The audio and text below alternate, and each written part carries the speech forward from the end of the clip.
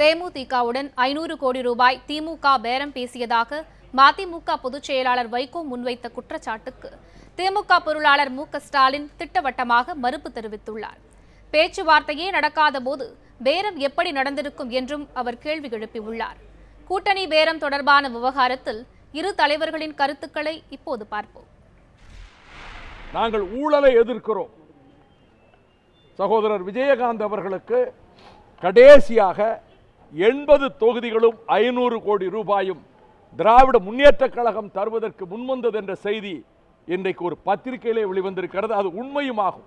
நான் கேள்விப்பட்டது கலைஞர் அவர்கள் ஒரு சீட்டில் ஒரு தாளில் எழுதியே கொடுத்து அனுப்பியதாக. பேச்சுவார்த்தை நடைபெறல. பேச்சுவார்த்தை ஒருவேளை நடந்திருந்தா வைகோ சொல்றதை விட உண்மையாக கூட இருந்திருக்கலாம். ஆனால் பேச்சுவார்த்தை நடைபெறாத போது அது எப்படி நடந்திருக்க முடியும்?